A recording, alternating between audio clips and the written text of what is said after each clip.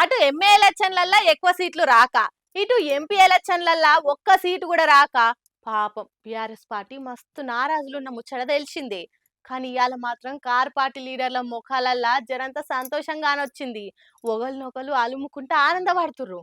అవునా, అట్లెందుకంటే మొత్తానికి ఇయాల్టితోని BRS MLC కవితకి supreme court bail ఇచ్చింది. ఢిల్లీ లిక్కర్ పాలసీ కేసులా నిందితురాలిగా జైలున్న కవితకు బెయిల్ ఇయ్యాలని దగ్గర గంటన్నర దాకా వాదనలు నడిచినాయట. ఈ కేసులు ఇప్పటికే ఛార్జ్ షీట్ దాఖలు చేసిరు కాబట్టి ఆమె జైలు ఉండవలసిన అక్కరేం లేదని చెప్పిరట కోర్టులా. ఈడీ, సిబిఐ 2 కేసుల్లో బెయిల్ ఇచ్చే వరకల్లా 5 నెలల సంధి తీహార్ జైలునే ఉన్న కవితకి ఇయాల బెయిల్ వచ్చింది. కవిత ఎప్పుడెప్పుడు బయటకు వస్తుందా అని కార్ పార్టీ లీడర్లంతా కళ్ళు కాయలుగాంగా ఎదురు చూసిర్రు. ఇక ఇప్పుడు బెయిల్ వచ్చే వరకల్లా గులాబీ కార్యకర్తలంతా గులాల్ జల్లుకుంటా కవితను ఎదుర్కొంటారు కావచ్చు. ఇక బెయిల్ వచ్చిందని తెలియంగానే సుప్రీంకోర్టు కాడ కేటీఆర్, పాడి కౌశిక్, గంగుల కమలాకర్ ఇంకా చాలా మంది బీఆర్ఎస్ లీడర్లు ఒకరినొకరు అలుముకొని ఆనందపడ్డారు. థ్యాంక్ యూ సుప్రీంకోర్టు అని కేటీఆర్ ట్వీట్ కూడా పెట్టిండు. కానీ బిడ్డే జైలు ఉండే వరకల్లా కేసీఆర్ కూడా నారాజులనే ఉండే పాపం. కానీ ఇప్పుడు బెయిల్ మీద బయటకు వస్తుండే వరకల్లా ఆయన కూడా ఖుషి అయి కుదార్థం చేసుకుంటాడు కావచ్చు. మరి కవిత బెయిల్ మీద బయటకు వచ్చినాక తెలంగాణ పాలిటిక్స్ లో ఎసోంటి మలుపులు ఉంటాయి అనేది రేపు చూడాలి.